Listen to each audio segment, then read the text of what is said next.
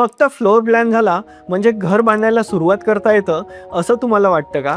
जर होय तर ही चूक तुम्हाला लाखोची पडू शकते. घर बांधायला सुरुवात करण्यापूर्वी हे 5 ड्रॉइंग तयार करणं खूप आवश्यक आहे. अनेक ओनर्सला असं वाटतं की फ्लोर प्लॅन तयार झाला म्हणजे आता आपण घर बांधायला मोकळं.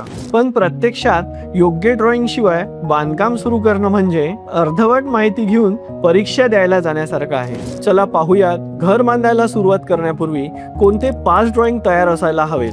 पहिलं, आर्किटेक्चरल फ्लोर प्लॅन. हा तुमच्या घराचा संपूर्ण आराखडा असतो. यामध्ये प्रत्येक रूम, स्टेअरकेस, बाथरूम, डोअर आणि विंडो याची जागा निश्चित केलेली असते. दुसरं, RCC डिझाईन. यामध्ये कॉलम, फुटिंग, बीम आणि RCC स्लॅब याची संपूर्ण माहिती असतं. याच ड्रॉइंगवर तुमच्या घराची संपूर्ण ताकद अवलंबून असते. तिसरं, इलेक्ट्रिक ड्रॉइंग. AC कुठे असणार, रेफ्रिजरेटर, AC चे पॉइंट, चार्जिंग स्टेशन पॉइंट आणि फॅन, लाईट्स हे आधीच निश्चित केलं तर नंतर तोडफोड होणार नाही.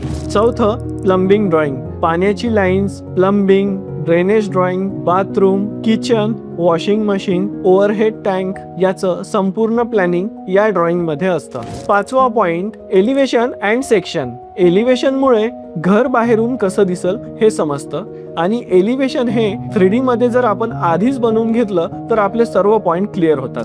आणि सेक्शन ड्रॉइंग मुळे प्लेन्सची उंची, स्लॅबची उंची आणि बीमची थिकनेस या सगळ्या गोष्टी आपल्याला या सेक्शन ड्रॉइंग मध्ये क्लिअर होतात. याच टॉपिकवर मी आणखी भरपूर मुद्दे खाली कॅप्शन मध्ये दिलेले आहेत. लक्षात ठेवा, योग्य ड्रॉइंगवर खर्च केलेला खर्च हा बांधकामात मोठ्या चुका होण्यापासून वाचवतात. तुम्हाला जर आणखी काही प्रश्न असतील तर मला कमेंट्स मध्ये कन्स्ट्रक्शन असा मेसेज करा. पुढच्या एपिसोड मध्ये आपण पाहणार आहोत फाउंडेशन सुरू करण्यापूर्वी कोणत्या महत्त्वाच्या गोष्टी तपासायला पाहिजे.